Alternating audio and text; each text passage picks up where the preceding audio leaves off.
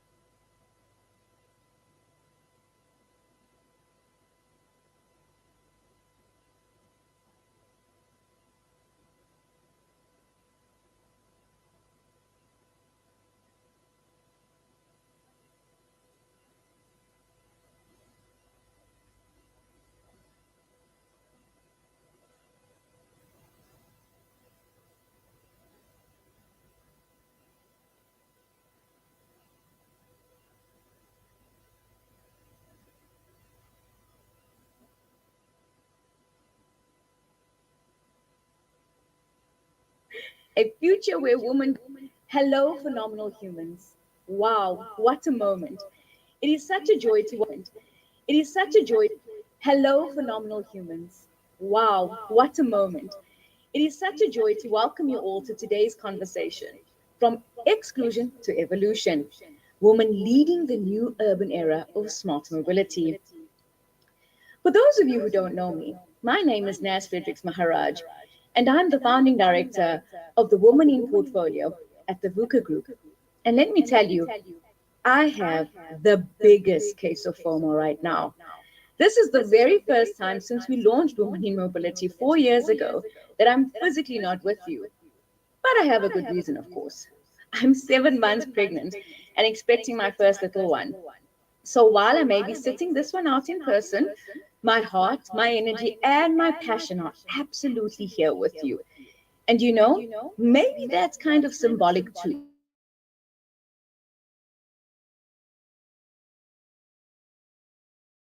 That is more inclusive, more equitable, and more resilient. Now, a future where women don't just sit at the table. We build the table, we design the pathways, and we drive the vehicles of change together. A huge heartfelt thank you to our sponsor, the Uyilo e-mobility program, and especially to Kezia, Edem, and Buyalwetu. Your commitment, your partnership, and your belief in this vision is what makes today possible. Thank you. Now, before I hand over to our fabulous hostess, I have to give you a little sneak peek of what's coming next at this year's Women in Festival in Cape Town, happening on the 13th and 14th of November. And who knows, actually, I will see you there. So, best you go and book your tickets because tickets start from 1,499 Rand for 2 days of holistic empowerment and more. This year's Women in Festival, we are going even deeper, greater impact with a powerful 2-day gender based violence workshop in partnership with Women for Change, the Warrior Woman Awards, and a lineup of trailblazers that will set your soul on fire. We're talking about Tando Wopa, Honorable Bridget Motsepe Radebe, Kasatu President Zingiswa Losi, and so many more. It's about holistic empowerment, not just in boardrooms, but in every sphere of your lives, helping you to walk confidently into your limitless power. So today, let's hold space for equity, resilience, and re-engineering mobility through inclusion. Let's listen, let's learn, and let's leave inspired to not only break barriers, but to rewrite the blueprint of leadership in this sector. And with that, it's my absolute pleasure to hand over to our incredible hostess for today, the powerhouse herself, Anazi Zota Hyper. Anazi, the floor is yours. And ladies, always remember that you are limitless. I'll see you at the Women in Festival.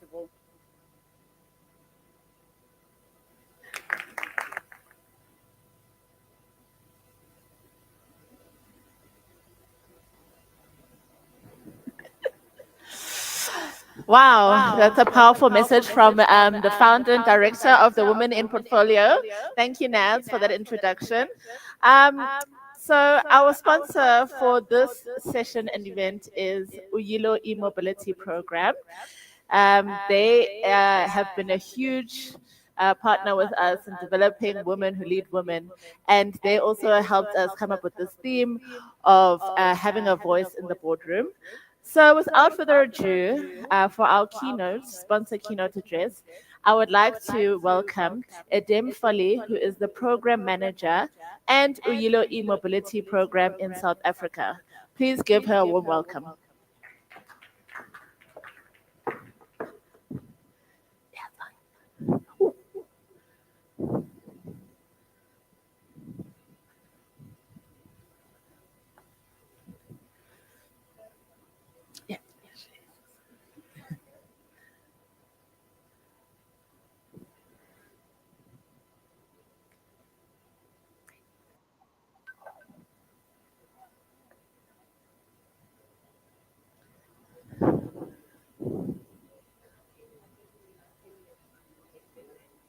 I'm not okay.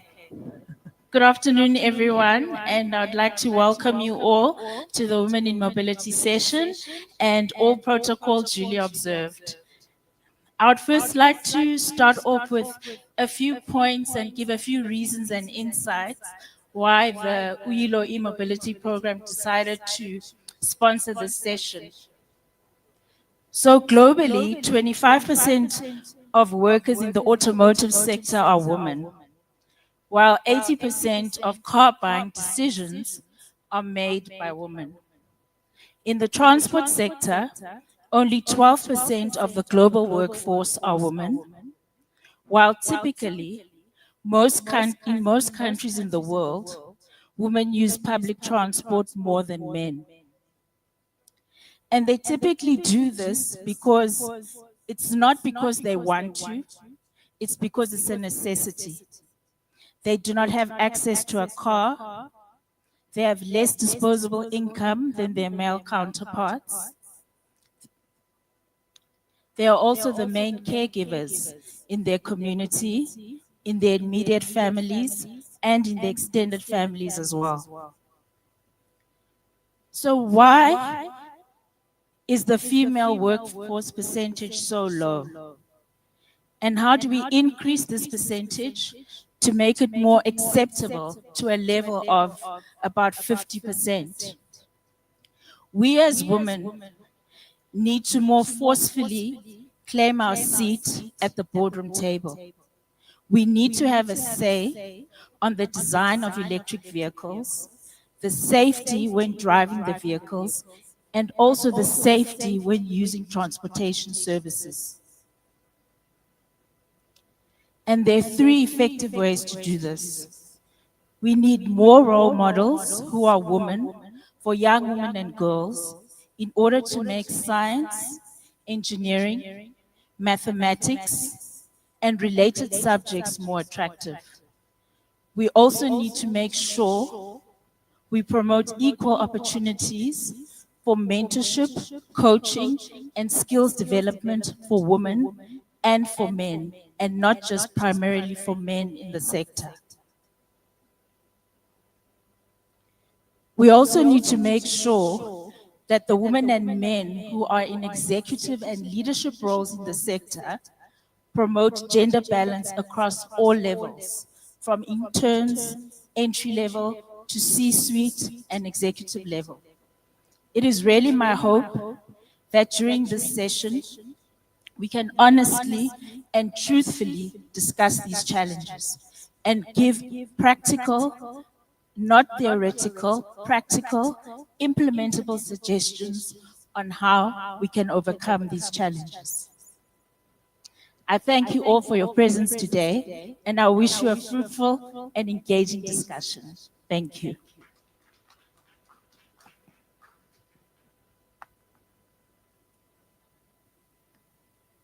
Hello. Thank you so much, Adem. So I want to invite you ladies to come a little bit closer and occupy the front seats. Don't worry, we don't bite. We're going to go into our fireside chat, so we want it to be a little bit more intimate. So you're welcome to come to the front. This next session is our fireside chat. It's about making our voice heard and driving transformative change, and it's lessons from women in mobility. So we'd like you to just think about how women have basically been redefining leadership, challenging norms, and driving transformative change.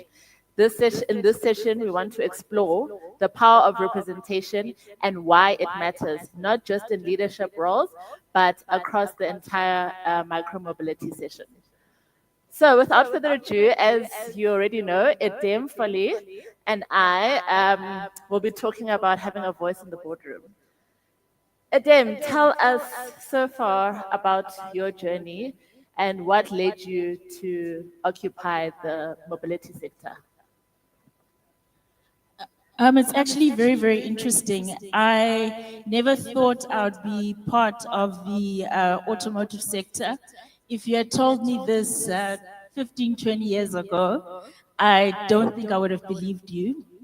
So I saw an advert in the newspaper for a program manager position at the Uyilo Electric Mobility Program, which is hosted in an engagement entity called ENSA at Nelson Mandela University. So I applied and I knew it was an engineering related position. I am in the field of business and economics and social sciences. I have an MBA degree. So I didn't think anything of applying, and I was surprised that I was shortlisted.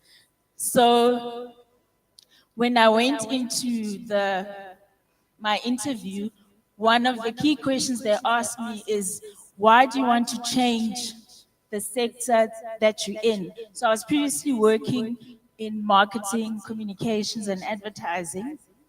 And I said to them that I don't want to become obsolete in my career. I know that things are changing, and I know that electric vehicles is an emerging industry, and I want to be part of that growth and part of that change. So they hired me. Yeah, wow. You must have made quite an impression. So, just from your personal experience, when was there a time where you felt like you were not really heard or you felt maybe invisible in the boardroom? I think it was in the beginning. There was a lot of, I would say, passage talk, specifically amongst the men. They said, oh, she's not going to last here long. She'll probably be gone in like 2 or 3 months. And I wanted to prove them wrong. I think, no, I'm not stereotyping women who went to co-ed schools, but I think the fact that I went to an all-girls school made me become more confident. And I didn't feel overshadowed or overpowered by men. And I just carried on and I pursued. And I strongly believe that when you're working, it's not about talking. You just show people and do it. Make sure you meet your key performance objectives. Make sure you produce the outputs according to what you're doing. And people will wake up and they will hear you and they'll respect you, even the men. It's all about results, not about talk. Yes, you do make friends, but it's mainly about results in a male dominated sector. What would your opinion be of, sometimes we always like to blame men, which, half of the time it probably is the men. But what do you feel about women who want to be the golden skirts or the queen bee of their industries and don't want to, sort of help other women up? What's your opinion on that? In my opinion, I think the only way you grow as a leader is by lifting people up. Because if you do not lift people up, you as a leader will not grow. So if you want to move to a higher position, you need to make sure that the women who are below you are capacitated so that they can fill your position so that you can move up to the next level. Because if you don't do that, especially in a male dominated environment, you will stay on that level you are at. And I think obviously it's better if we work together as women to lift each other up in those situations. Talking about male dominated, right? How do you handle like backlash from men or like systemic backlash in corporates, let's say? So what I've realized over time is that men always expect women to be emotional, to shout and scream, to have a short temper. So with males, my advice is when you go to them with a challenge or a suggestion, you state the facts, you keep your poker face on, and you don't let them make you emotional. Because once you become emotional, they'll be like, oh, this is just a woman, and they'll ignore you. It's a very hard balance, because it's almost like you're losing yourself because you are a woman and we should be allowed to be emotional. So how do we keep that balance? How can I still be professional but still be myself? I think, a trick that I use is that you need to actually listen to what the men say. If they speak about their children and say, oh, my son was sick, my daughter's struggling with this, you listen to them. Then the next day you ask them, oh, is your son feeling better? How did that maths project go? Then you can get to that personal level with them. The other thing is to understand what their hobbies are. If, for example, they're athletes, then take time over the weekend to watch super sport, watch the rugby matches, watch the tennis matches. Then when you come back to work, you discuss it with them. I want to ask, do you think there'll ever be, we're in a man's world, do you ever think there'll be a woman's world? I think there can be. I think it's just about creating that balance. We as women, what our strengths are is that we have that a sixth sense and that kind of emotional intelligence. We can look at someone in the eyes and we can see when something's wrong and we can see when something's right. And we should use that to our advantage in progressing in a world that is dominated by men. So you've worked with various organizations and people. What have you learned? What are the key lessons that you've learned from working with different organizations? And how do you build effective partnerships and collaborations? I think from my side, what has been very successful for me is that to let go of anger.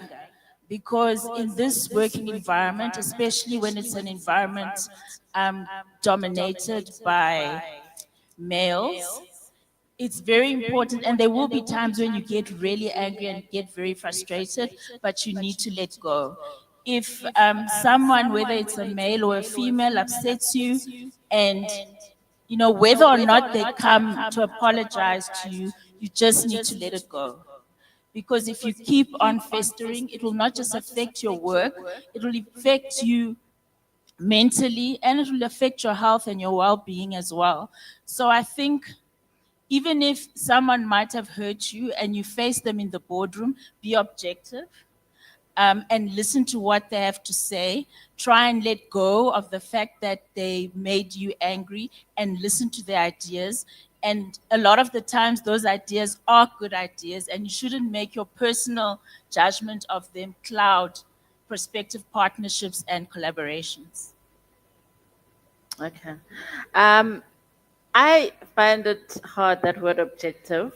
I don't know why, but I've always grappled with it. Even when I was studying journalism, I'm like, what is really objective? Objective to who, to what, and to what culture? But anyway, we all come from different backgrounds. Some of us have more than others. Some of us grew up in suburbs. Some of us grew up in rural areas.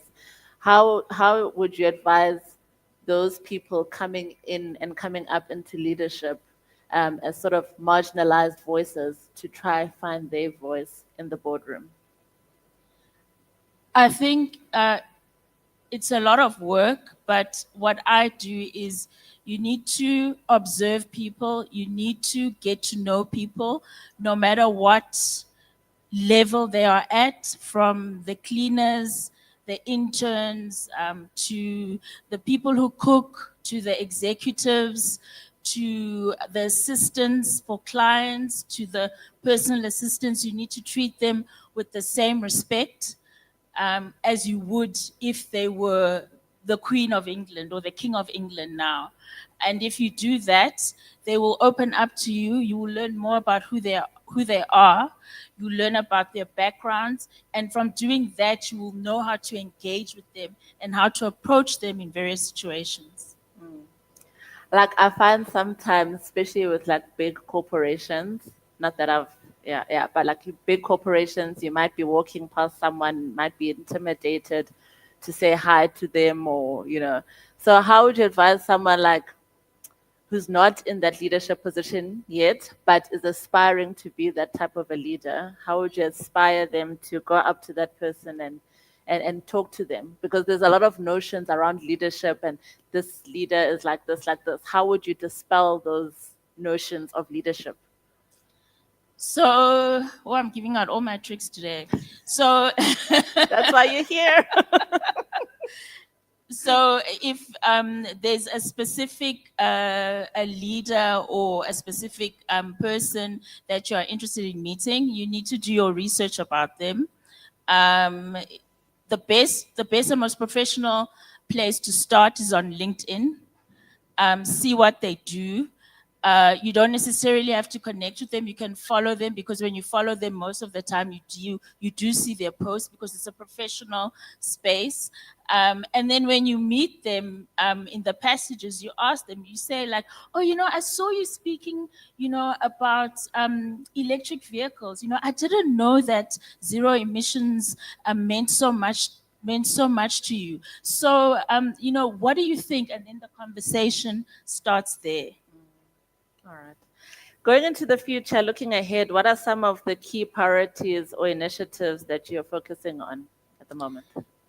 So as Uyilo, we were initiated by the Technology Innovation Agency, and our representative, our primary funder, sitting there in blue, Titikile Mtetwa. If it wasn't for them, we wouldn't be able to sponsor this event.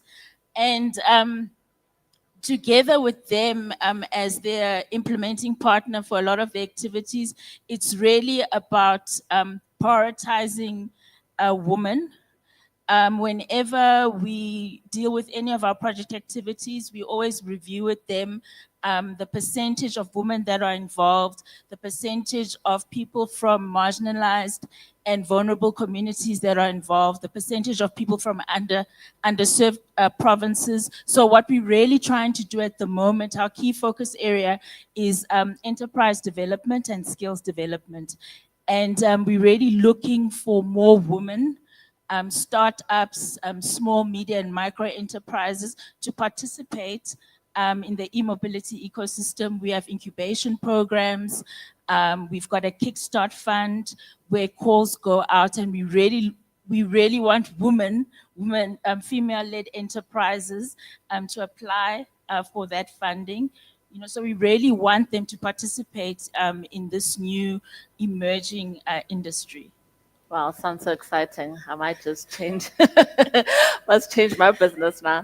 Thank you so much, Adem. Do you have any last nuggets just to leave with the women? A thought, just one sentence, just to leave with the women, right? I think it is to persevere. It is tough.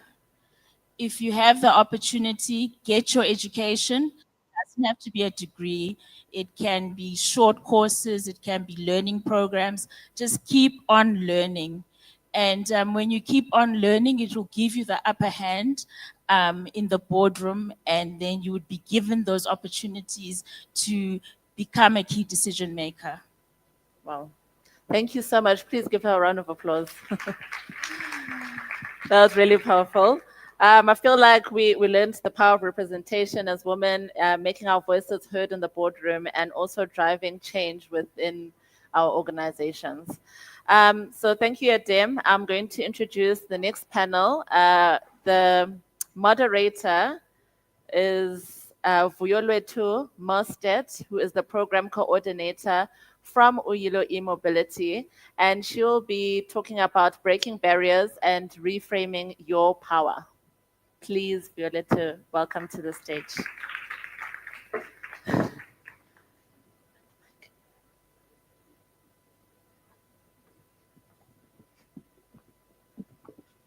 Good afternoon, everyone. I would like to please invite the panel to come up on stage.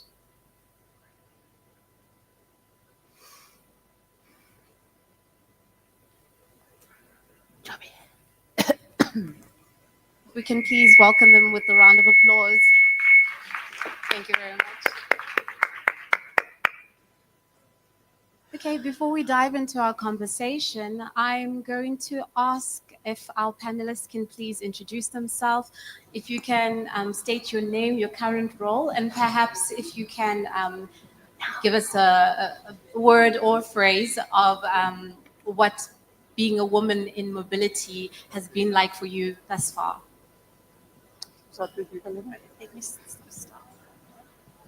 Good afternoon.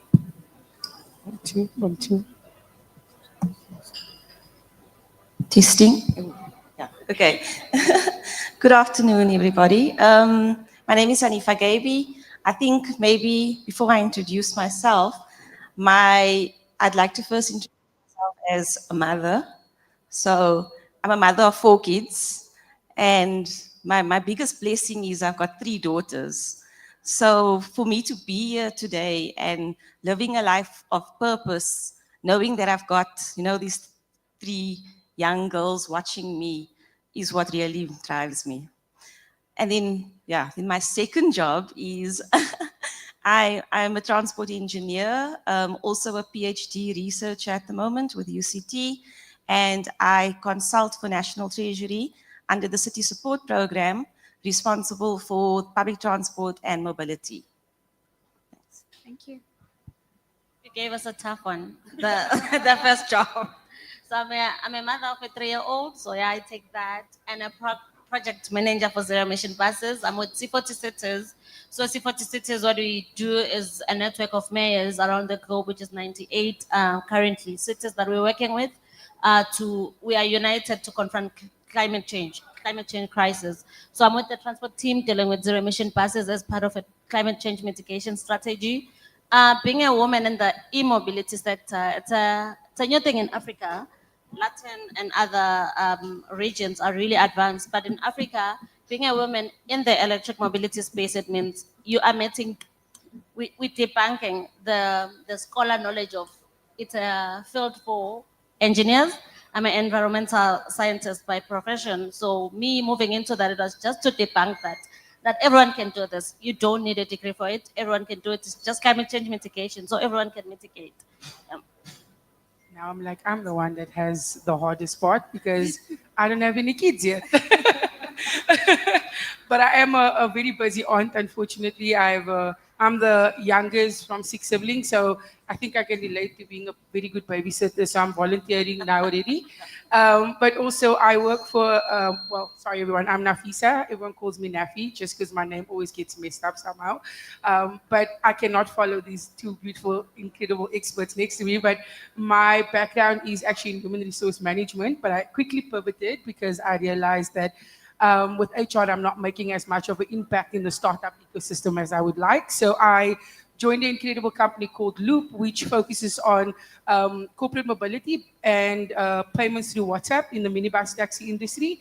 And what it means to me to be a woman in mobility, I'm very new to the sector.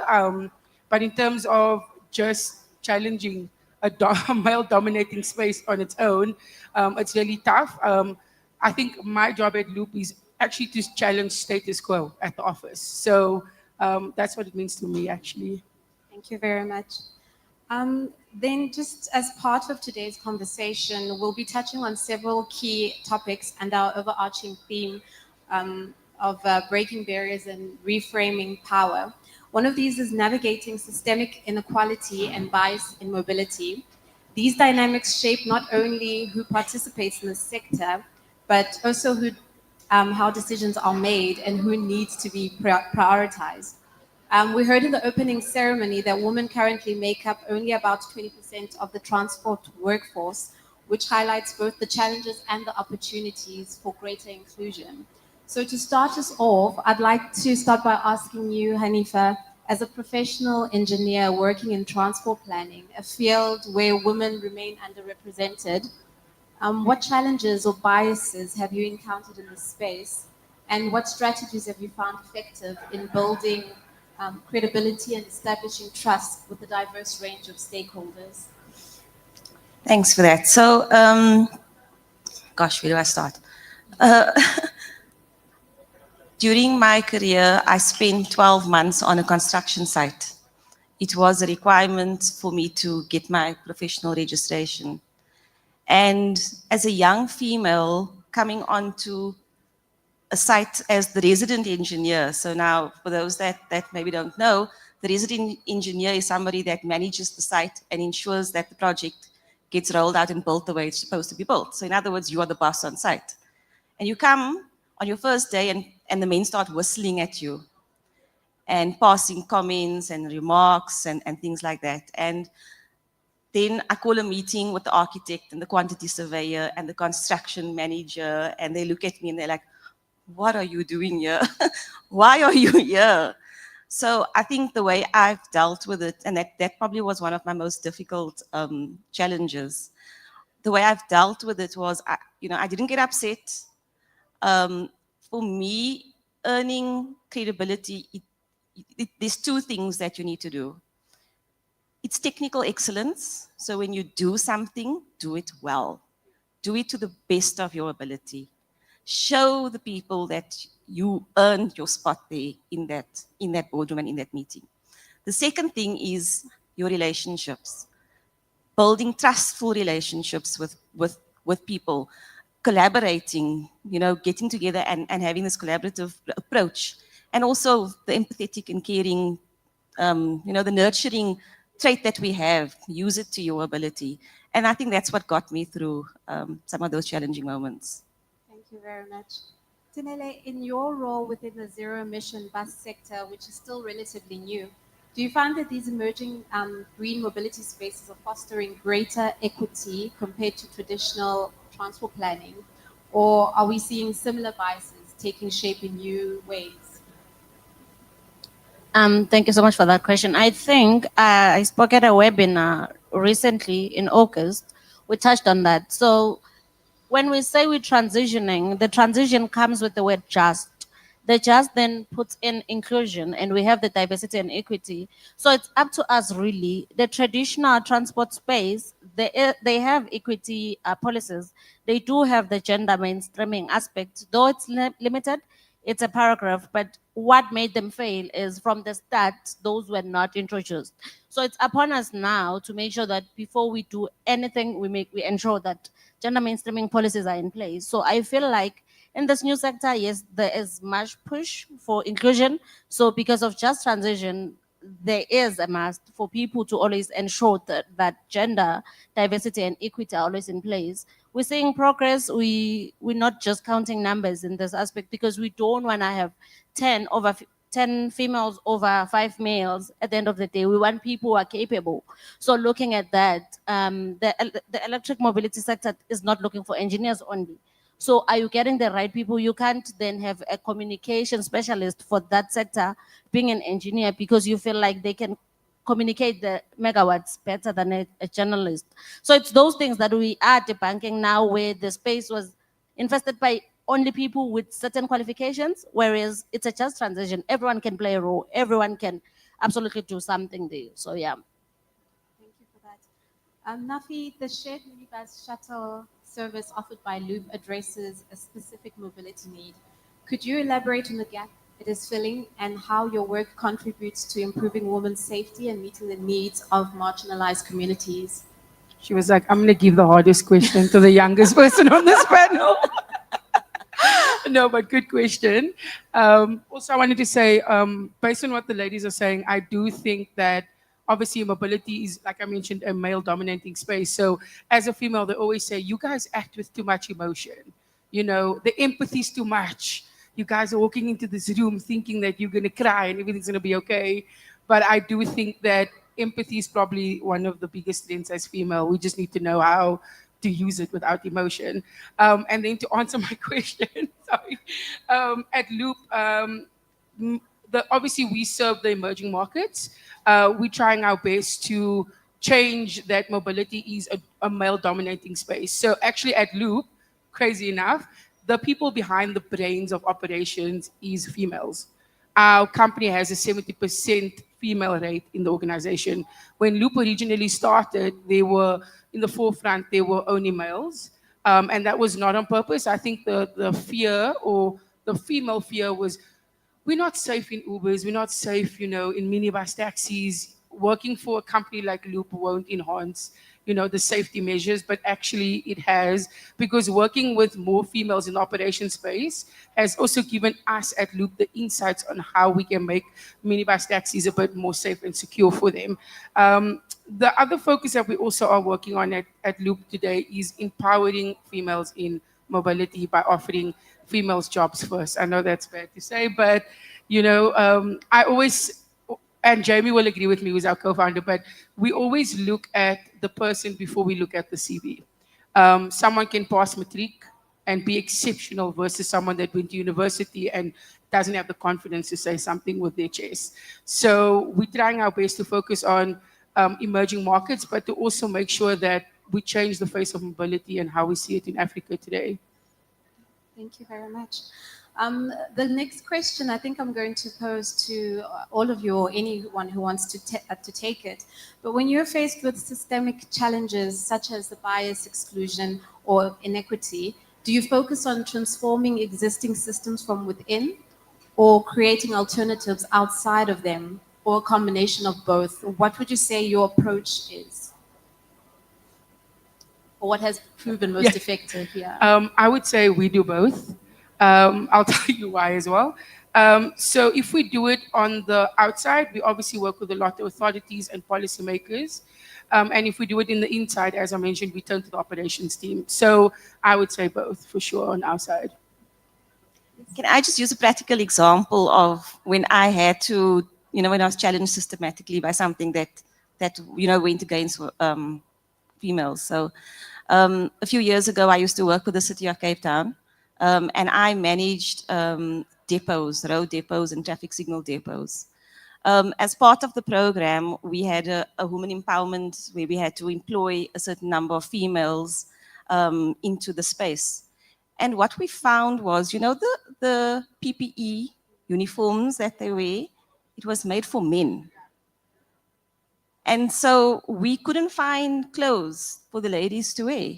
Something as simple as that, and so I went to the stores where we get the uniform, and I was like, where's the female clothes? How, they are drowning in the uniforms, even the size small. So I then approached the outside and I said, can you design something that is suitable for females to wear and still keep them protected on site. Tanele, yeah, do you want to? I don't want it because it's not from a professional level, so it would be personal rather on how I challenge those systematic changes, especially in a taxi. So I usually, when I go home, I rather take a taxi because home is far. So now there's this thing of the people who would sit in the front should be people with math skills or people, and then exactly. So now, Not me. if we're dealing with someone who's disabled who need that space because we know how our taxis are designed, so it was challenging that if then the person who's disabled, they also can't speak, how are they going to count the money there? How are we then going to call on to that person because they need that space also because of their mobility challenges? So it was a fight amongst the taxi drivers saying then he should have his own car because then if he's there, he can't count the money. So it was a huge fight. But then at the end of the day, I had to sit at the back so that I take the money and give to the taxi driver because he was also not having it to say, he can sit there, we'll take the wheelchair and we'll close it and we'll try to find a way for his legs to be put up on those things. So yeah, personal. But professionally, no, I haven't worked online, so... Lucky girl. Lucky girl. I was going to say, I feel like we get challenged every day. Before I joined Loop, and I'm going to keep pushing Loop because I love them so much, I think my voice is being heard more than ever. In other spaces, I come from a very background of tech. I've been in the tech ecosystem for the past 10 years. It really does take a lot out of you to challenge those barriers. Someone could, approach you with different, you know how it is, females. You go for a job interview, they're looking at you some kind of way. You're standing on a stage, they're looking at you some kind of way. They want something from you before they see you. So it's nice to be in a space where your voice is being heard, I would say. Definitely. Then I just looking at the next theme or rather topic under this theme, redefining failure and resilience. Looking at redefining failure and resistance, many women leaders carry the weight of being the only one or one of few in the room. In those situations, failure can feel riskier and the pressure to succeed even greater. The question then becomes, how do you reframe those experiences and use them as a source of strength? So can each of you share a moment where resilience was key to your journey? What kept you going? And how did that experience shape your leadership style today or your approach to what you do? Yeah, we can go at random, or perhaps should we start with you, Nafi? Yeah. For me, I would say to start with the first good thing, what keeps me going is the drive to be the change in my neighborhood. I live in a little place called Mitchell's Plain. So obviously the biggest things we face is gangsterism, drugs. We see our young people on corners. Even in my own family, I think I've lost all my siblings to drugs. So I always made it my due diligence to not be that person. I remember when I was grade 9, both my parents came to me and said that they couldn't afford school fees because they already retired. So they were like, you need to drop out of school, Nafisa, because we need someone that's going to work for the household. And I remember thinking, damn, I'm only grade 9. Like, how am I going to get through school? And my approach was to change my mentality. I wasn't going to be the girl standing on the corner, buying stuff or selling stuff. I ended up looking at NASFAS. I ended up looking at the Western Cape government, looking for bursary opportunities. And then guess what? The craziest thing happened. I ended up a rugby player. I made it through high school that way. So that for me was just empowering how resilient I am. So that part, what drives me is always being the voice, even to the females in my community. I tell them every day, it doesn't matter who you are, where you come from, what your background. But what's important is where you're going. And then also, what was your third question? Sorry. Just want to quickly. No, don't worry. What kept you going, and how did that experience shape your leadership What kept style? me going was my father. So I was very privileged to have a dad that was a freedom fighter. One, a mom that was labeled white, but actually was not white.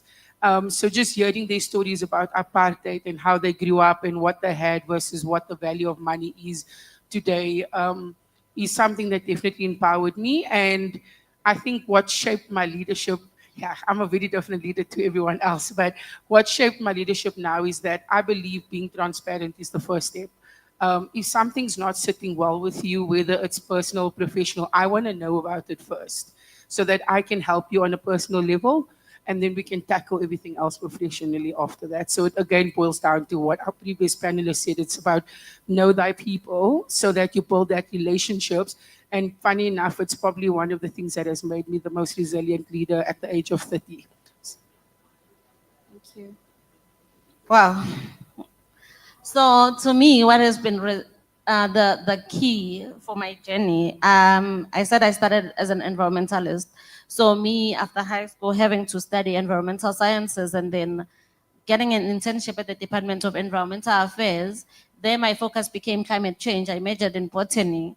So that's the first change. Now it's policy. So there, what kept me going is understanding that even in the climate change space, you can still touch on the biodiversity side of things and being open to learning, having the best foundation that I found when I worked for DFFE and then moving to the German development. It was now on mitigation and GHG emissions accounting. So it was also trying to step back onto why did I do this? Am I bad at maths? No. Can I do maths? Yes, of course. So it's just adaptation. And moving to transport has been the similar thing because to me it was the transport sector in the climate change space is not touched upon much. There's even in a policy you'll find just 2 paragraphs or 2 pages of the transport sector. So my thinking was if we move into this and try to drive the change and the understanding of people of the transport sector and not just having someone from transport in a matter of, oh, we just want to hear what they're going to say from the transport perspective in the climate change space. But everyone looks at adaptation, everyone looks at zero emission reduction. So it's all those things that kept me going to say, I will do everything in the ecosystem of climate change. Nothing can stop me. Yes, I'm not an engineer. Yes, I got here not knowing what those megawatts are, what it meant. But then I make sure that every day I see a word that I don't understand, that I will go and research and find out what it means. But understanding also my role that we're working with cities. This is a pretty much new topic. So also we are learning together. You don't have to get there as an expert. We're learning together. But what I can bring in is now coming from the climate change space to say, these are the issues that the climate change space is faced with. So how then do we bring those things here? And yeah, I feel like it was that the great foundation that I had, and I'm not a leader, so disclaimer. So Mind you, she said this on our call, and I was like, that's not true because you could be a leader in the smallest way possible. I'm not a leader by any chance, but I don't know the kind of You're leader. literally leading right now. Look at all these beautiful faces. The kind of leader that I am, I don't know. I'm not a leader, but yeah, if I'm leading, then I lead with empathy. That I think would define me. Yeah, so I'm just following in on what Tanelia said. So I'm going to use an example. So I spoke about the fact that I managed the traffic signal depots at the city of Cape Town. Now I'm talking about 99% of the people, about 300 people that reported to me were men. So when I got the job, I was the first female to ever have that position in Cape Town. And I had my first meeting with the senior managers of the depots, and they were all men, knowing that of the 5 senior managers there, 3 of them had applied for the same position that I got. And I came from the outside in. So I sat there in that room, knowing that these people are thinking, you took my job. You are only here because of some quota or something that the city needed to, you were just a statistic. And I sat there and I was like, okay, how do I start this meeting now? How do I introduce myself? And I said, I'm here to help you make your job better. I'm not here to tell you how to do your job. You've been doing this for 30 odd years. You know how best to do your work. I am here to help you do a better job and to help and to be your voice where maybe you've been struggling. And one of the things they said was the city is broken up into 4 regions and they've got 4 depots. And they said, do you know that the depots have never, ever, ever met each other? The workers and the artisans that are situated in the depots don't know each other. So I was like, how do you manage a city and you don't know your colleagues? And the first thing I did was I said, right, we're going to have a team building. We're going to get all of these people. I'm going to get permission from management that on a Friday afternoon, you can leave the office early and we're going to go on a team building event. So I did that, and there was 6 of the artisans that didn't show. And I spoke to their managers, and I was like, why didn't they come? And they were like, you know what? They've got issues with management. They're almost retiring. They're not going to come. You're never going to get them to come. And I thought, okay, I went through all this effort. You guys asked for this. I'm doing this, and I think it's a great initiative. And look at the people that are here, getting to know each other. And instead of getting angry, I said, oh, you know what? It's fine. Let me find out why they don't come, what the issues are. And that is the way. It was about caring. It was about listening. It was about speaking to them and asking what are the issues. It was something simple. It was simple stuff, like the vehicle I'm driving doesn't have aircon. They don't want to give me aircon, the boots I'm wearing, I've been asking for new boots for so long. Something simple like that prevented them from participating in events that management, runs or calls for. And I think I managed that for about 6 years. In my last year, at my last team building, they all came. And they were participating. In fact, the one guy asked me, when are you having your next event? So something that I learned was that it's about showing up, it's about listening, and it's about, influencing without even realizing you are influencing, and leading without even realizing that you are leading. And that is what I take away. They used to tell me, you make us want to do things without even telling us to do it. Yeah. It's rather interesting for me that it's kind of like becoming almost like a recurring thing that I'm hearing in each question, or rather each answer, that empathy is like a superpower for us as women. And it can actually open a lot of doors, and the importance of that, as well as building relationships with the people that you work with. So that's very interesting in the world where I think some of us I always assume that, you have to try and suppress that because it might be seen as weakness, but it's really encouraging to see that, okay, this is actually a superpower. As a woman, it's fine to care, how my colleagues are feeling, and to bring everyone together. I also think vulnerability plays a big role.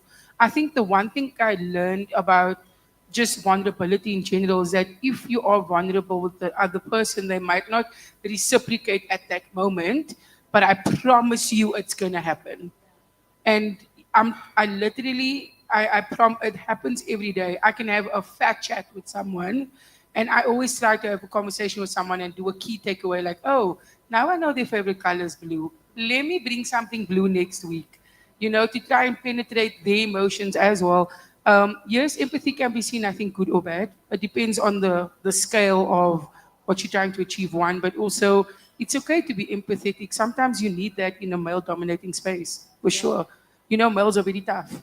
You can't approach a male and say, oh, my child's sick today, blah, blah, blah, blah. And they're going to be like, oh, yeah, no, take the day off, it's okay. Some would, but they'll keep it in the back of their mind.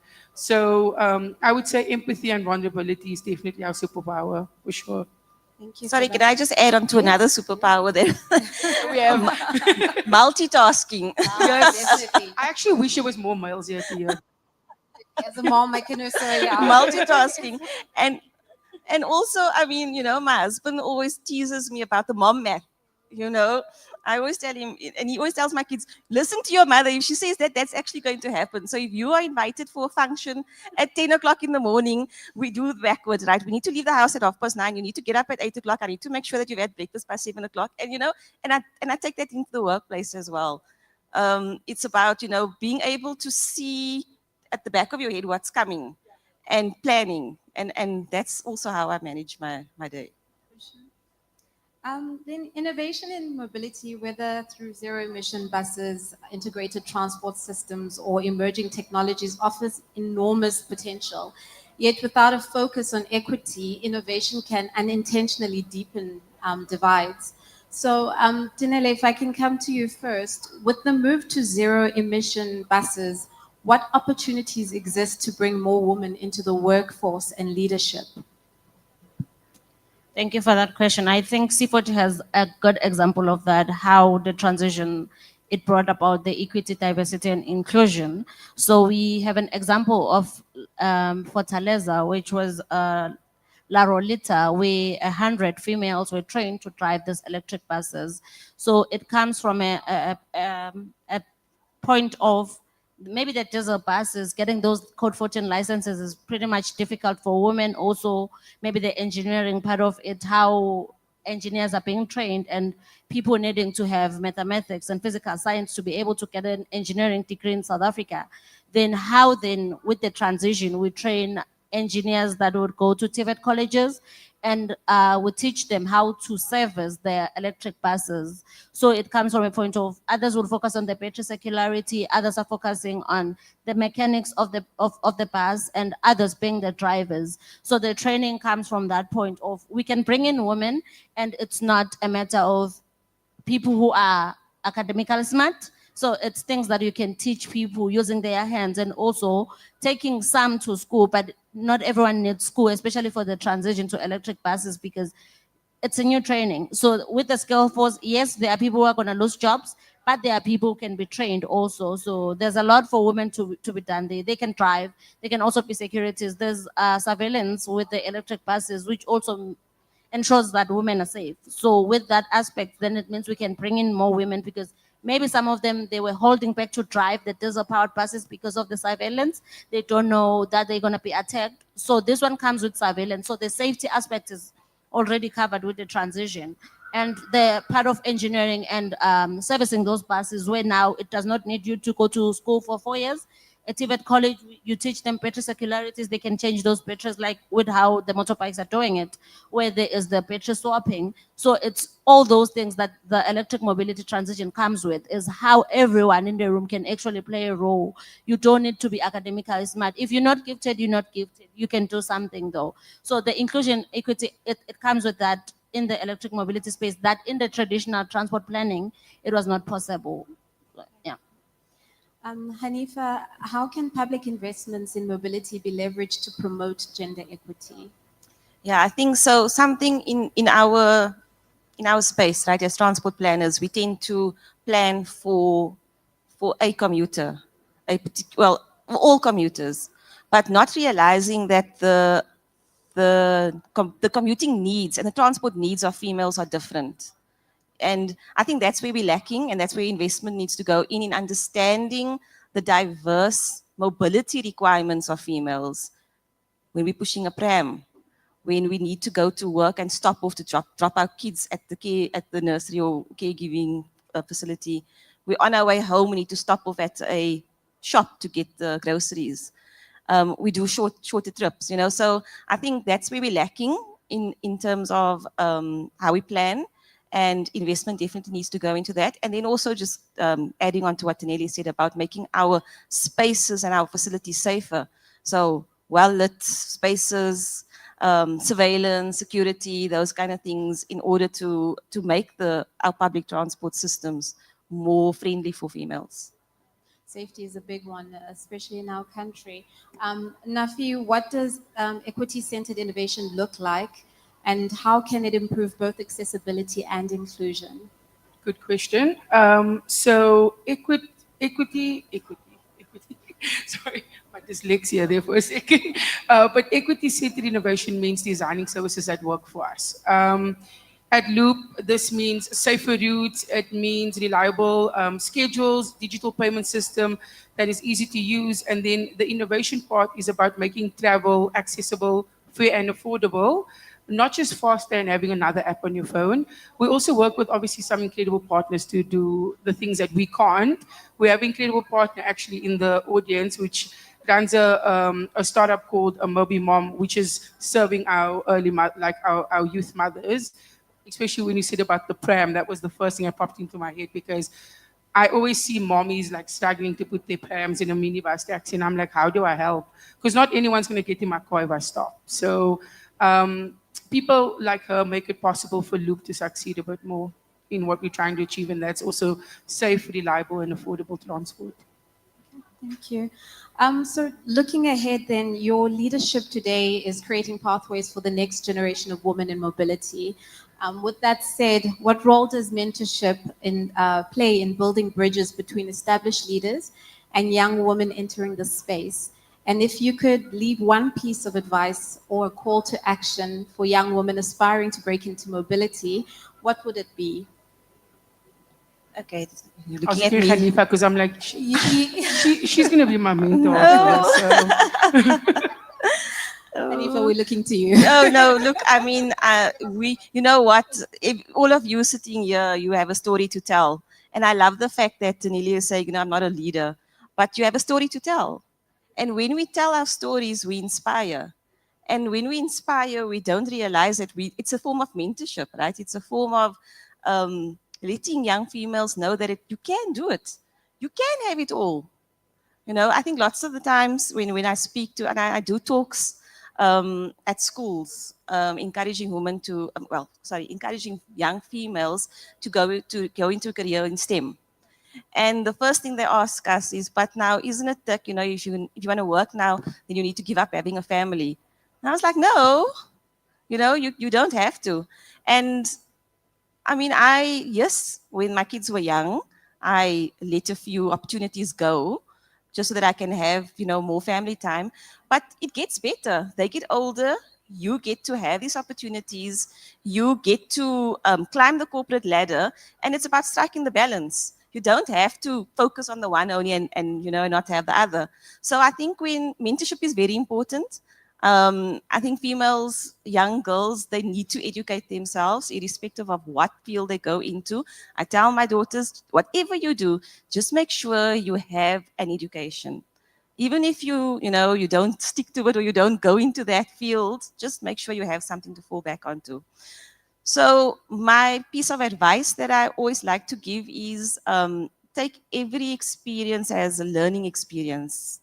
Out of every experience you have, whether it's good or bad, ask yourself, what is the lesson in it? What is this teaching me? And how do I do it better next time around? Because I think every experience is a stepping stone in your career path. So don't ask yourself, why is this happening to me? Maybe ask yourself, what is this teaching me? And how do I then, when it comes along my path again, how do I do it better? And I live my life with, if somebody asks you to do something, say yes, and then you go look afterwards, how do you do it? Even if you don't know how to do it. And that's how I've really gone through my career. It's like swim. Yeah. It's usually quite such a difficult one in the moment. Like, why is it happening to me, or versus what is it teaching me? I feel like it's usually like hindsight. You're like, oh, that's what that was for. I was gonna say the swimming thing killed you. By the way, I think I was drowning, so I'm gonna say I'm floating. But I have been, like I mentioned before, very privileged to have had probably some most incredible mentors. My actual mentor right now is my CEO, which is Imtiaz Riley. It's my first male mentor I've ever had. So I think mentorship is definitely important. I'm trying to mentor, as Hanifa mentioned, I'm trying to now mentor young people in my community to enter the mobility space. I'm like, there is opportunities. It's not about not finding them. I think it's just you're not looking in the right place. So if I had any words of advice for any of you, I would say show up. My colleague likes to say, have the audacity to ask the questions that nobody else wants. So be audacious, but also be awesome-tastical, because that's what makes you very unique. I think mine, more than being an advice, is something that I always take away from gender session is we shouldn't use the woman card as something that should elevate us, because most of the time we get lost in interpretation of why are we doing a woman in mobility. Then it means, oh, because I'm a woman or I'm the only female in that panel, then it means that I should get that job. So for me, what stands out every time, and I like to put out there for all the women, is when we're pushing for women in everything, whatever sector that people are in, let's push for women that are capable, women that are doing the work. We don't just want to have breakfast where we sit as women. where at the end of the day, we're still going to pull each other down behind closed doors, and we're doing this just to be seen out there. So it's a matter of, are you capable? Do you have the right resources? Do you have the right support? So Hanifa spoke about mentorship. What can I do to better myself the next time? So it's always that, so that you make sure that wherever you are capable. You don't just want to go there because you're the only female. And when they say, oh, there's a woman in mobility and C40 things, oh, Danele pushes gender, just go there, even if Danele does not know what being a woman in mobility is. So it's all those things, understanding the work that we're doing. So, yeah. So the onus also rests on you to do the work, to upskill, to perform when you then fill that position. Thank you very much, ladies. I'm going to open it up to the audience for any questions. Don't be shy. Yes, please don't be shy. Luckily, there's no other males here.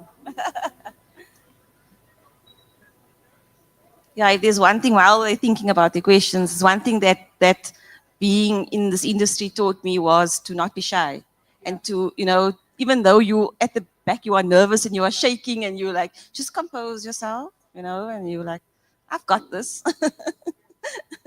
No, the shy thing definitely, but I also, to relate to what you said, it's easy to say I'm a woman in mobility and want to get the job, but you obviously need the right skill set. I say you need to have the right mindset.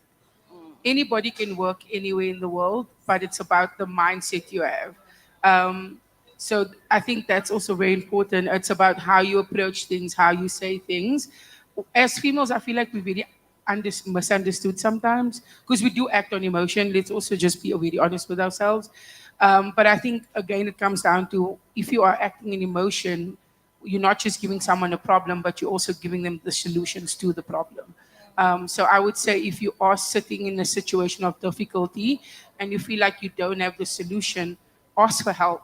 The one thing I do want to challenge everyone on is to start uplifting one another. The one thing that breaks my heart today in our economy is how we break each other down. We could be, whether it's male or female, it's always like very competitive in a space like this. So the most important thing is just to start uplifting each other, because the one thing that you don't see is that your words of wisdom is empowering someone who can change your destiny and your future. That could be your boss in the next 5 years, and they will remember the fact that you didn't help lift them up. At Loop, just so you guys know, we are all young people from youth. When I say the oldest person in our company is probably around 42 years old. Everybody else, our youngest person at the company is about 19, 20. So every day when I walk into the office, I always say, have a smile on your face, even when the world is falling apart, because a smile is contagious. And then the impact that you have on my life is something that I will remember for the rest of my life. So yeah, I would just say, let's start uplifting one another, whether it's male or female, because I really do think that if we do that, our economy might be in a better position than what it is today. Thank you for that. Just checking to see if we have any questions. Yes, we've got a. She was like, I just wanted to see if someone else was going to ask, but I'm going to go ahead. Thank you for being the first one. Thank you for the session. It's been really, really interesting. I've really enjoyed it. My name is Asmina. I'm from the Carbon Trust. We've spoken a lot about leadership and like young leaders in the space, and that we're more conscious of everything going on. But how do we kind of change that mindset of older people, recognizing women in the industry and giving them the voice to kind of come forward? That's kind of like question number one. But my main kind of question is, I think we as women put a lot of pressure on ourselves to prove ourselves in the space. We have this fear of being found out or making a mistake because it's a tough industry to get into in the beginning. How do we kind of alleviate those challenges or those pressures on ourselves whereby we can't actually like feel like we're doing enough because we need to be recognized, we not willing to take risks or make a mistake in this field just because we're scared we're not actually going to make it to the next level or grow or be promoted. And I guess that's a challenge for a lot of us, not just in e-mobility, but in engineering or in finance or any of the spaces, is that pressure that we place on ourselves as women to kind of grow. That was such a good question. The reason why I'm going to go first is because I know Hanifa's going to kill that answer. So I'm going to say to the first part, I don't think there's anything that I can tell you that will relieve the pressure you put on yourself. I'm saying this from a very, very vulnerable state because I'm probably my worst enemy. I am one of those people that will work and work and work until I feel I'm 99% proud of it before I send it to anybody. The thing that I'm struggling with now in my day to day is that when I make a mistake, I'm so quick to own up to it before I even find a solution. I'll be like, listen, yeah, I wrote that down. I shouldn't have done that. But at the same time, I should have been like, oh, I wrote that down, but I wrote it down because of A, B, C, D, E, F, G.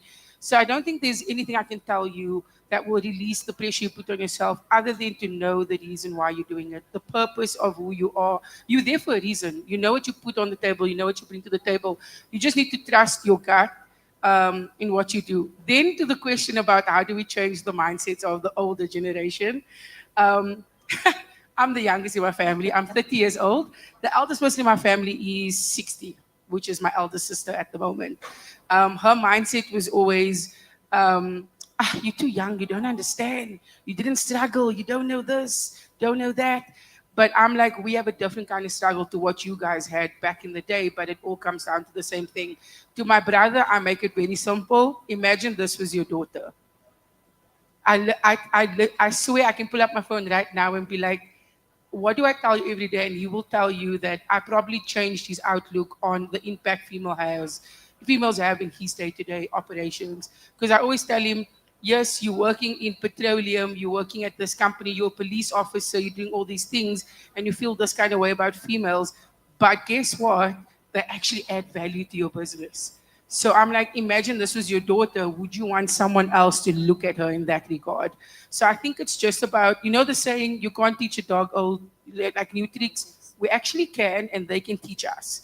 So I always take the opportunity to turn it into a knowledge-based sharing session. And that's just my approach, if I'm being very honest with you. But to the pressure thing, know who you are, know what you bring to the table, and own it. I think just to jump in there on how then to deal with the pressure, I wouldn't have a right advice for that because I still deal with pressure. I'm a year, few months into the transport sector, and I can tell you it does not get better. The pressure gets more. So if that would give you comfort, just know all of us are going through it. But they change from the traditional transport to now electric. It means we're learning every day. It also means that there is the older generation that created policies that are still wanting to be gatekeepers of certain aspects of their policies. So then how do you change their mindset? Is just by giving them the right information. Over time, I feel like capacity building, joining C40 assisted me with this, that if you teach people, then they understand better. You don't have to fight anything because now they understand the reason behind the transition. You don't have to lift a finger, but they will fight it if you come from a point of you just want to remove all the diesel cars in South Africa, because to some it's a business. But if you come with the knowledge and also build the capacity of, we're doing this because of climate change, and climate change is affecting people here, here, here, then over time you can change their minds. But to some it's still difficult. They created those policies. They were sitting there, they approved certain policies, and they have businesses in the automotive space. So it's just to put it out there and not blame yourself, because some, not that they don't see your vision, they see the vision, but they are protecting business interests. So yeah, thank you. Yeah, no, you guys killed it. There's not much for me to say, but maybe I'll come again with the practical examples here, just to evidence in terms of what you are saying. So, for example, when I had older people in my department, it wasn't a situation of, you know how they always think about the youth. You just want to come here and you want to show that you know everything, and it was about understanding, firstly, the job, what it is that they do, and then building tools to make their job easier. So that's what I did. So one of the things was something as simple as coordinating training in the department. And at that time, the city had just launched a online training booking system thing, which, you know, the old people are like, well, now you bring technology here now, and I don't even know how to switch a computer on. Now you want me to do, to apply for people to online training and stuff like that. And I basically developed a spreadsheet, an interactive spreadsheet that I said, all you need to do is just ask the staff on the KPIs what sort of training they need. And when they go on the training, that was also something that we never knew, had they done it already or not. And all they had to do was, it was a spreadsheet that everybody could access, and they would just click yes, and it would like populate everything. It would pull it out of the online system and populate it on the spreadsheet. And you know, the senior managers were like, wow, this is magic. You know, every day I just go to the spreadsheet and I just have to see who's on what training and things. So something as simple as that. It's about how do you make their job easier. And then with regards to putting pressure on yourself. So for me, it's about prioritizing what is important on that day. My priorities change on a daily basis. Every day, my priorities change. Today, it's about, I've got a report due, a deadline at 3 o'clock, and I'm sorry, I'm going to drop everything else. Supper, you guys are going to have peanut butter and bread for supper tonight. There's not going to be supper, I've got a deadline. And then tomorrow, my son's got a soccer match. I'm sorry, work, you're going to have to wait. I'm going to be there for my son. So it's really about knowing and understanding that you can't be everywhere at the same time. You are going to drop some balls. It's normal in this world of where we're juggling all the time. And that is okay. Your family is not going to die if they need to have a peanut butter sandwich for supper. They might hate you for it. And work is still going to be there. And I did my master's a few years ago when my kids were still young. And what I did was I used to work through the night. And for me, it was important that during the day I would work. I came home, I was present there for them, put them to bed, and then I'd go work at my master's at in the early hours of the morning. And yes, it's tough. We are hard on ourselves. And I mean, that's okay. That's how we are wired. But it's understanding that you are going to drop some balls sometimes, and you'll be okay. And I hope you get that promotion. I was about to say, just own it, know what you bring to the table, and make sure that whoever you are competing with for that promotion either is sick on that day. I'm joking. But no, I'm not gonna. Don't say that. Please scrap from the record. But I hope you do get that promotion. I think if you know what makes you stand out in your business, you wouldn't have to stand next to anybody for it. So I always tell the people that I don't have a team yet, Loop. I don't have a team yet, but I work with incredible people, and I always say we are replaceable, but make your mark, so that even when you leave that business, they'll be like, oh yes, Hanifa did that, Nafi did this, Rio did this. So that's my advice to you: leave your mark. I try to do that in any capacity I can. Yeah, and I also just wanted to add on to that sorry. Oh, sorry, I didn't give you a chance. No. And now I lost my train of thought. It's fine. So you were like, do we still have time? Do we have another question? Questions are coming, guys. Please, eh? Oh, this is the lovely Amanda that I was just telling you guys about, which is going to soon be one of our partners at Loop. She does some incredible work in the health tech space.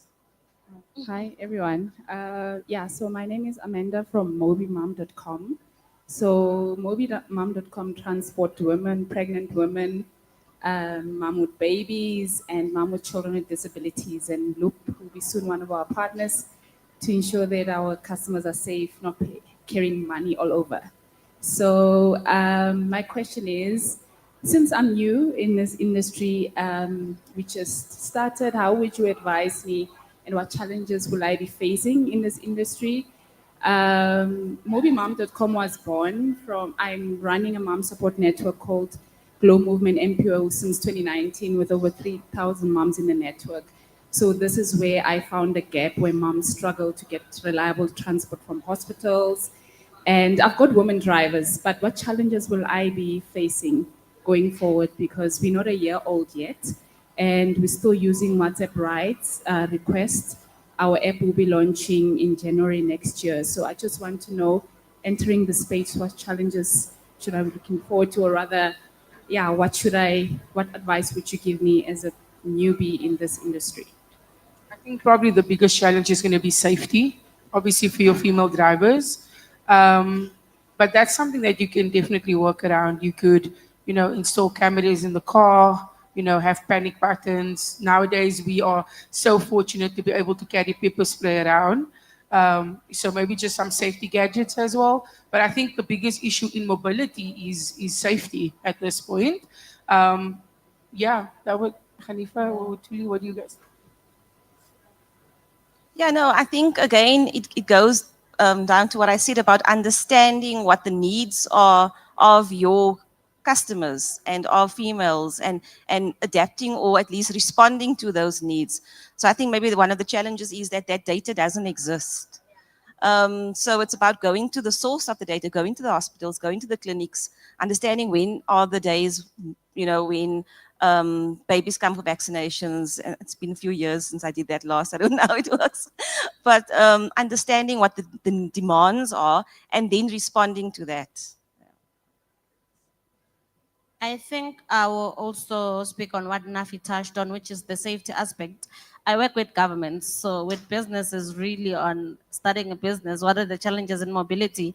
I think my part is on the policy. How do we then get government to have policies that would ensure that your businesses are protected? So it's the safety aspect and also ensuring that you have the right data, because at times you'd be dealing with people that but there are others that are struggling, and you'll come to a space like this and people still saying, but we don't know that we haven't seen any work that you've done because it's according to that specific community that you're working with. So maybe my point of advice would be try and get into the space more, try and be available on the internet. Just put your work out there so that whenever there are this kind of events in the electric mobility sector, someone touches on your work, and maybe there is a community somewhere that would be assisted with the services that we're providing. So yeah, and congratulations on being firm and starting that business. That's an excellent service. I didn't even know it existed. Wow. I think networking is very important. So know that I'm going to blow up your phone with networking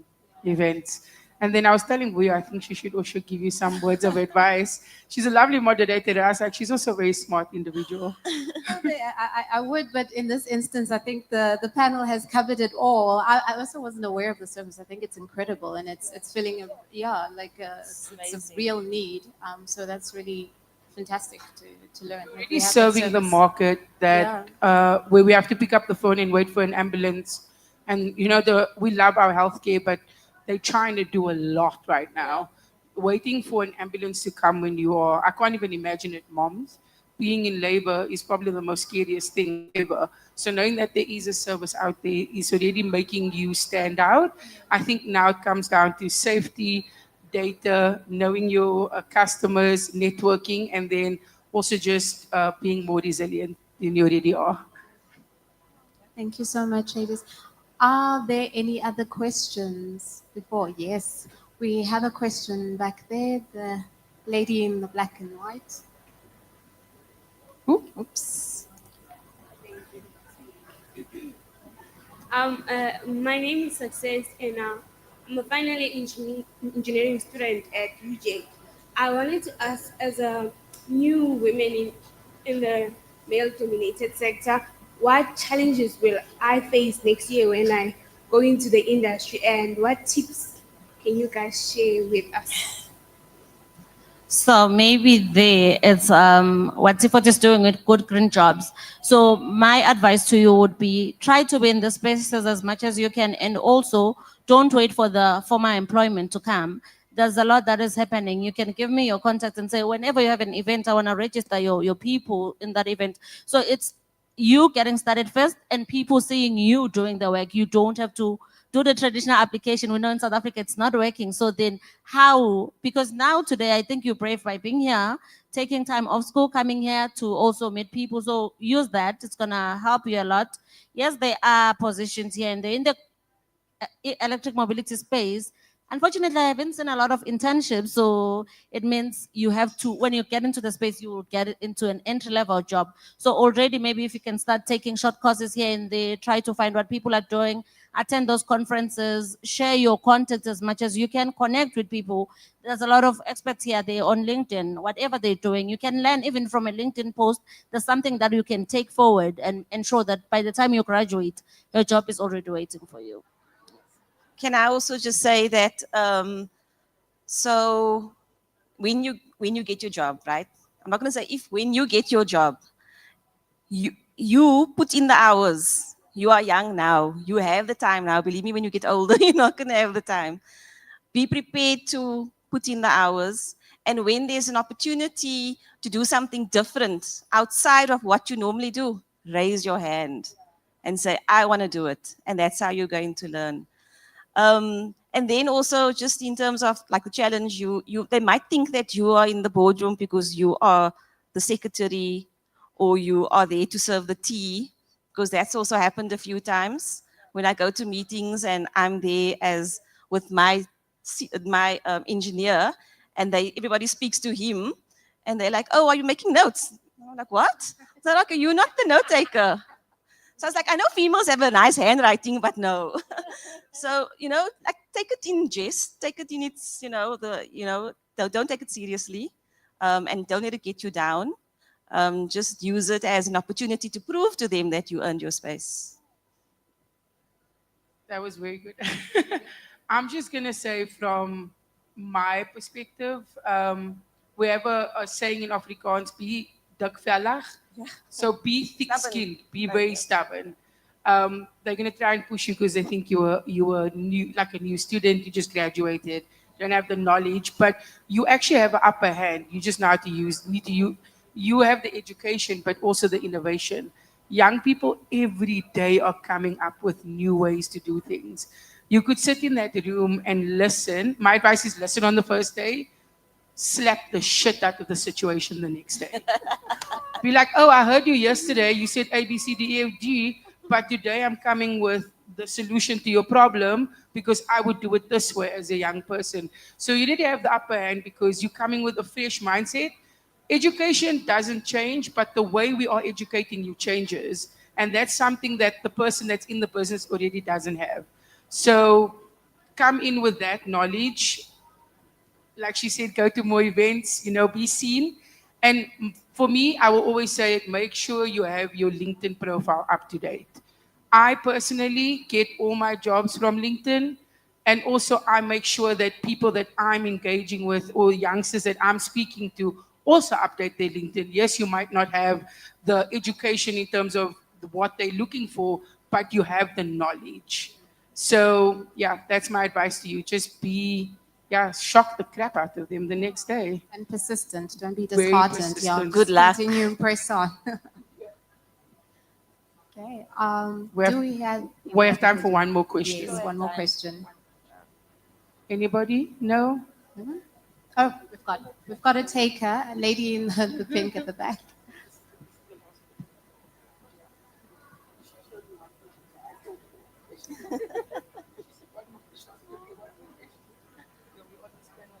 Hi, mine is just to add on to what you just said about knowledge.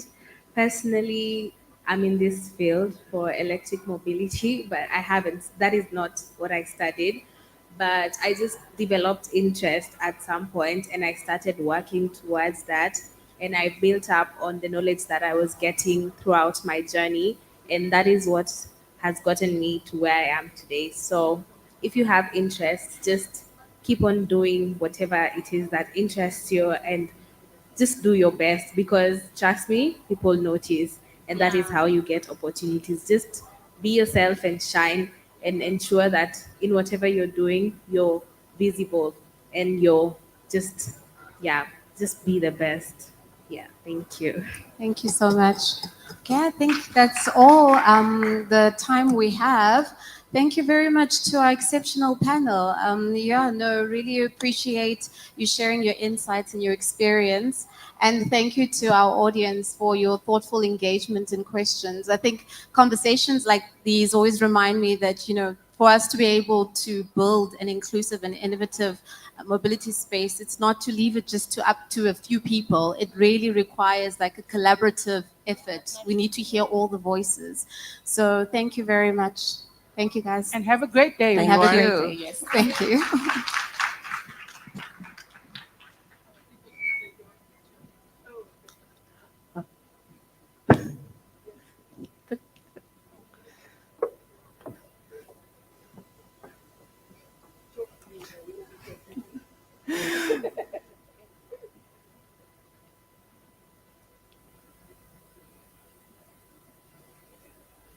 I keep forgetting my feet is not part of it. So I have this habit of like, with my feet.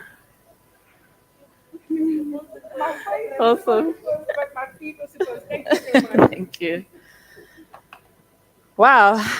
Thank you so much, ladies. Thank you, Violeta, for your expertise and guiding the conversation and engaging with our panelists. Thank you so much to the speakers, Hanifa Gabe, Tenelle Ndlovu, and Nafi Abrahams. Thank you for sharing your insights, ladies, and your experiences, and you really, really obviously left the crowd inspired today. Now, before actually I invite Uyili back to the stage, I want to do a prize giveaway, okay? I was gonna joke around and say, hey, look under your seats, but there's nothing under your seats. But there are gifts waiting for you guys on the side, they're on the table. So please do grab one on your way out. For our giveaway, though, we're going to give away a WomenIn Festival pass that is valued at 3,000 rands. So I am going to ask you 3 things about the WIN Festival, which is happening in November.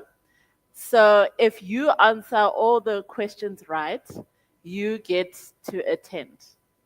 But obviously, you're going to attend on your own accord. So if you obviously based in Joburg, you're going to obviously fly yourself there. So the question at hand is, who is speaking? You can name one of the speakers at WIN. Who's speaking? When is it? And where is it happening? If you get those 3 questions right, you get to win a ticket to win. So the first person to raise their hands in 3, 2, 1, go. You're already the winner. I'm joking. I'm joking.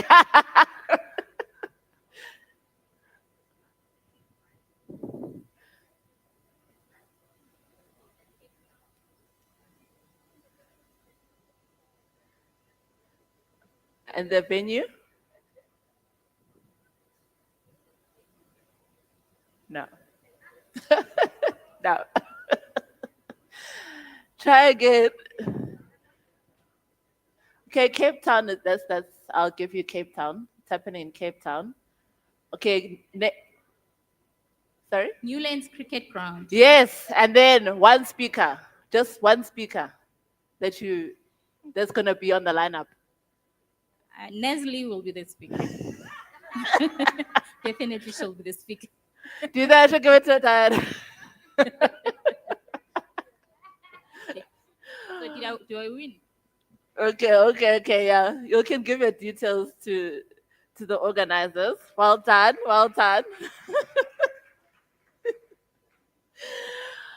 All right, ladies, we had a very fruitful discussion today about breaking barriers, reframing power.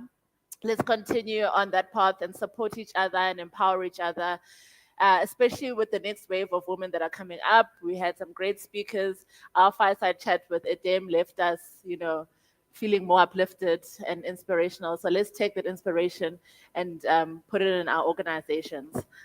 But now I'm going to hand over to our sponsor, Uyilo. Edem, I'd like to call you back to the stage to say thank you so much. Thank you for sponsoring this, and thank you for partnering with us and trusting in us and your brand. And I'd like for you to just come up and close the session. Yeah. Give her a warm welcome. I know you saw her in the morning, but...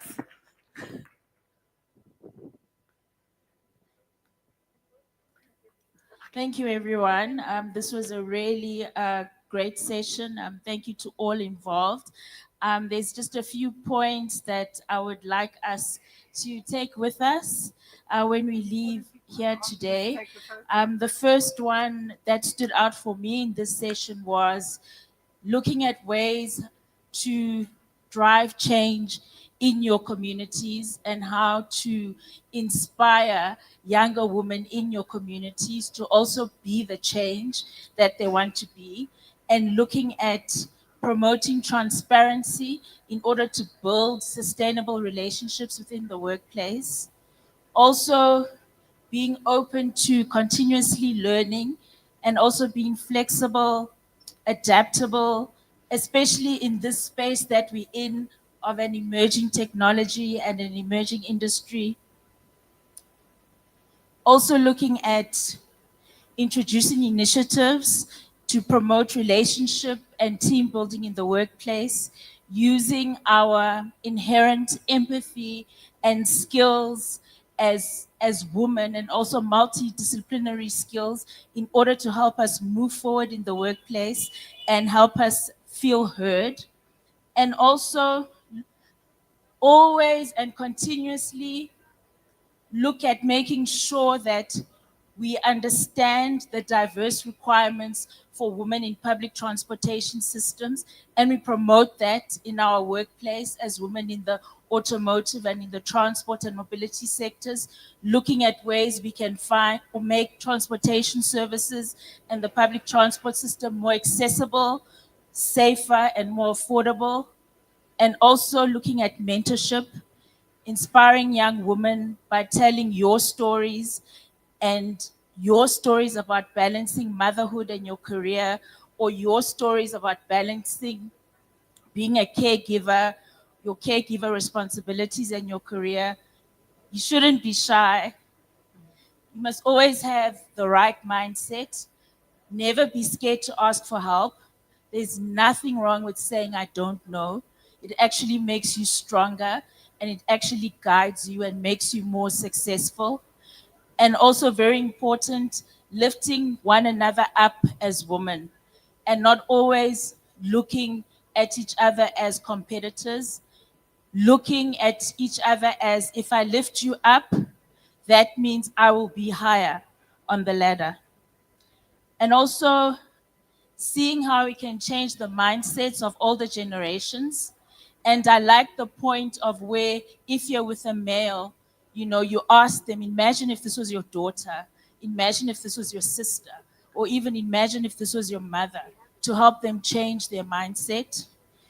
And also teach people and educate people in interesting and fun ways so that they can understand this technology and be excited as you are about the technology, and also building tools within your teams to make their jobs easier. I think that's very, very important. And it would also bring the, the, the balance between women in the workplace and men in the workplace to a equal level. And also prioritizing your responsibilities every day. I liked the idea that it's okay if you drop a ball. You just pick it up and carry on, and everything's going to be okay, because we're not perfect, and sometimes as women we are too hard on ourselves. And then also I liked the way that we were able to give advice to one another today. I mean, Amanda, what you're doing with Moby Mom is very exciting, and I'm sure we wish you all the best in your career and your endeavors. The advice that we gave about looking at safety, understanding customers' demands, using user needs assessments, gathering data, because the data currently isn't there, and analyzing that data, marketing yourself. So we really wish you success. And also younger graduates and future graduates, always be prepared to work hard when you start in the workplace, because I can say, as a leader and as a manager, for me, the people who shine are the people who ask if there's anything that they can do. the people who don't frown when you ask them to do extra work, and the people who are excited about new opportunities. For me, I see them as rising stars and shining stars. And also, I do go to graduates' LinkedIn profiles. So when I do see that their profile is up to date, I'm inspired and excited and want to get to know them better and shortlist them for interviews. And the last one, which I liked, was be yourself and shine. So I want to thank everyone today. I want to thank the panelists, Enifa, Nafi, Tenele, Buyo, the moderator, and Nazi for chairing this session, Naz and Sudeshi and the entire team at WomenIn and Smart Mobility Africa, and also Kizia. I don't know, oh, there's Kizia. She's our senior engagement coordinator for marketing and brand, and she works very hard with the Smart Mobility Africa team and the WomenIn team to make this event a success today. And then I'd also like to thank Mr. Tukile Mtetwa from the Technology Innovation Agency, our primary funder. Without them, this event would not be possible. So thank you very much. Please give them a round of applause.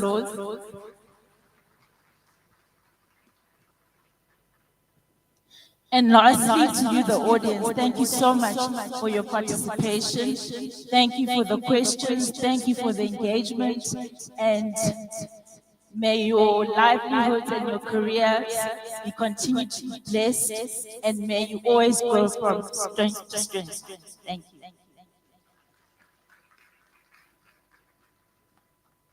Thank you so much, ladies. That's it for Women in Mobility 2025. Also, thank you to MEN for ending career poverty, and thank you so much for your contributions.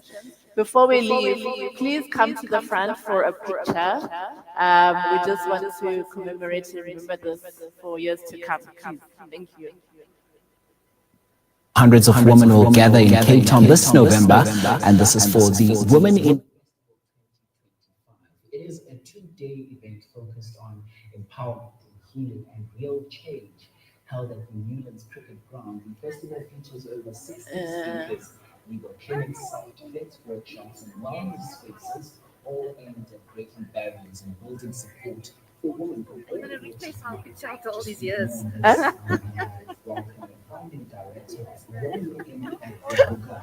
We're going to do it. I do it every time. Every year. Do you want us to stand on the stage? Okay. Can we just stand on the stage, ladies? Sorry. Can we just stand on the stage? Yeah. On the stage, yes, please. Short people in the front, tall people in the back. Okay. I love seeing you in this place.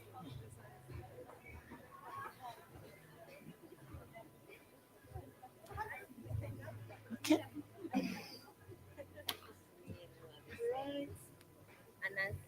You are shorter. I'm shorter.